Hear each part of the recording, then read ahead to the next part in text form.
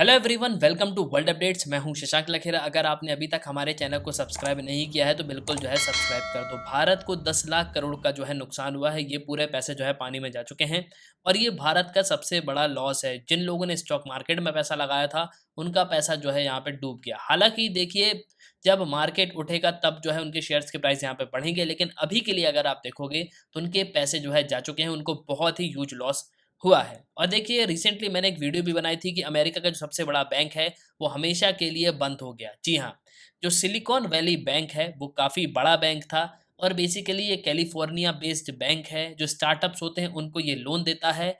और एकदम से जब लोगों को यहाँ पे ये पता चला ना, ये कॉर्पोरेट्स का पैसा यहाँ पे होता है। अब देखो, जब लोगों को यहाँ पे ये पता चला कैलिफोर्निया में कि भैया अब ये बैंक यहाँ पे डूबने वाला है, तो सब यहाँ पे पैसे लेने पहुंच गए। अब देखो, बैंक यहाँ पे किस तरीके से काम करता है ये भी समझना बहुत ज़्यादा ज़रूरी है। तभी आपको समझ में आएगा कि सिलिकॉन वैली बैंक आखिर डूबा कैसे, आखिरकार किस तरीके से एक बैंक यहाँ पे काम करता है। और देखिए, जैसे यहाँ पे ये न्यूज़ आई कि एसवीबी सिलिकॉन वैली बैंक डूब गया है, स्टॉक मार्केट पूरा यहाँ पे नीचे आ गया। ये आप देख सकते हो, पिछले 4-5 दिनों में अगर आप देखोगे तो एक मेजर क्राइसिस आपको देखने को मिलेगा।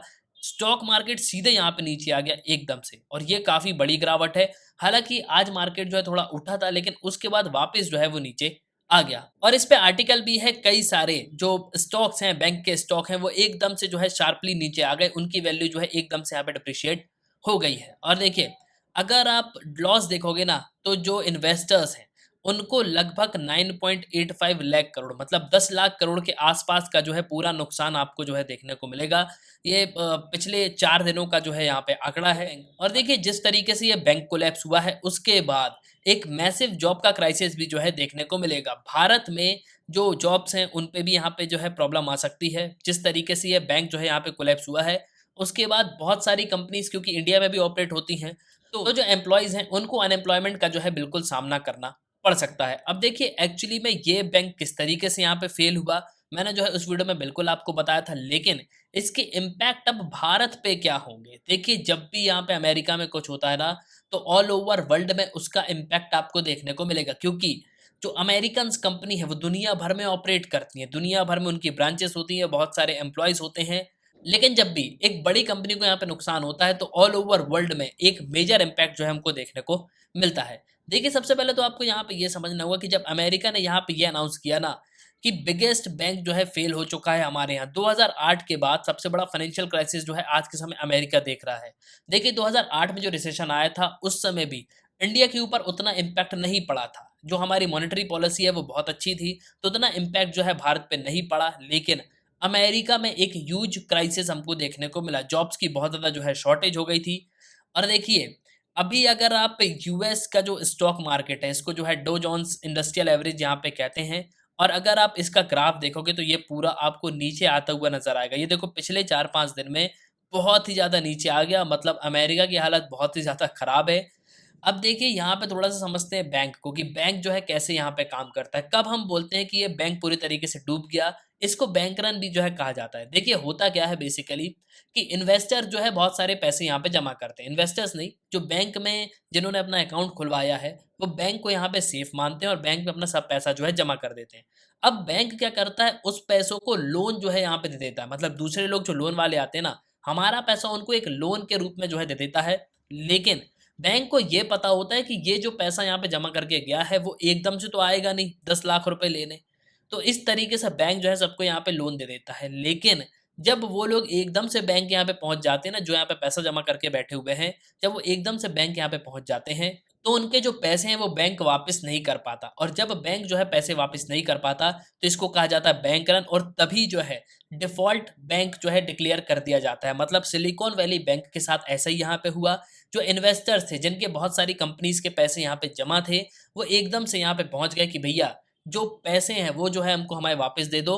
तो अल्टीमेटली बैंक के ऊपर यहाँ पे ये बात आ गई कि बैंक ने सबको लोन दिया स्टार्टअप्स वालों को, इस वजह से ये बैंक फेल हो गया। तो इसी को कहा जाता है कि बैंक रन हो गया, या सिलिकॉन वैली बैंक कोलैप्स हो गया। तो इसका इंडिया पे इम्पैक्ट क्या हुआ? देखिए, जो कंपनीज होती है ना वो स्टॉक मार्केट में बिल्कुल यहाँ पे लिस्टेड होती हैं, सब लोग अपना पैसा यहाँ पे लगाते हैं। अब देखिए, जो लिस्टेड कंपनीज हैं भारत स्टॉक एक्सचेंज में, उसका अगर आप वैल्यूएशन देखोगे तो ये लगभग था 266.24 लाख करोड़ 8 मार्च के दिन। लेकिन अगर आप ट्यूसडे को देखोगे, मतलब कल, इसका वैल्यूएशन हो गया 256.39 लाख करोड़, मतलब 10 लाख रुपए का जो है घाटा यहाँ पे लोगों को सहना पड़ा। बेसिकली 10 लाख रुपए जो है उनके यहाँ पे चले गए। हालाँकि देखिए, जब ये स्टॉक प्राइसेस यहाँ पे बढ़ेंगे तो अल्टीमेटली जो है ये प्राइस यहाँ पे शूट अप हो जाएगी, वापस जो है कवर हो जाएगा। लेकिन 10 लाख करोड़ रिकवर होने में बहुत समय जो है यहाँ पे लगने वाला है। और देखिए, इसका एक इम्पैक्ट जो है जॉब्स पे भी पड़ेगा। जो कंपनीज़ के एम्प्लॉइज़ हैं, वो बिल्कुल जो है यहाँ पे ले ऑफ होंगे। कंपनीज़ जो है अपने एम्प्लॉइज़ को यहाँ पे हटा देगी, क्योंकि उनके पास पैसा ही नहीं है कंपनी के पास, तो वो जो है किस तरीके से यहाँ पे रन होगी। और देखिए, 2008 में अगर आप देखोगे तो एक ग्रेट रिसेशन जो है हमको देखने को मिला। बेसिकली ये जो है एक बहुत ही बड़ा डिक्लाइन था, और जो नेशनल इकोनॉमीज़ है ना ग्लोबली 2007 से 2009 के बीच में, उनमें एक मेजर क्राइसिस देखने को मिला। जॉब्स का शॉर्टेज हो गया था, लोगों के पास जॉब्स जो है थी नहीं, और बहुत ही मेजर लॉस जो है लोगों को झेलना पड़ा था। और देखिए, अगर आप SVB basically silicon valley bank का फेलियर देखोगे, तो यहाँ पे ये बताया जाता है कि ये जो है प्रॉपर तरीके से अपनी जो बैलेंस शीट स्ट्रक्चर है उसको यहाँ पे मेंटेन नहीं कर पाई। और बैंकर्स के हिसाब से अगर आप देखोगे तो इसका इंडिया पे क्या इम्पैक्ट पड़ेगा, तो बेसिकली अगर आप देखोगे तो इंडिया में कुछ ऐसा सिस्टम आपको देखने को नहीं मिलेगा, क्योंकि इंडिया में लोग यहाँ पे एकदम से पैसा इतना ज़्यादा विथड्रॉ करते नहीं। हाँ, अगर एकदम से विथड्रॉ करने पहुँच गए ना, तो बैंक जो है यहाँ पे पैसे नहीं दे पाएगा, क्योंकि बैंक अपने पूरे पैसे जो है लोन देता है, तभी तो बैंक यहाँ पे कमाता है। उस लोन का जो परसेंटेज आता है, उसी परसेंटेज से जो एम्प्लॉइज़ होते हैं बैंक की, उनको जो है सैलरी दी जाती है। तो इस तरीके से पूरा बैंक जो है यहाँ पे काम करता है।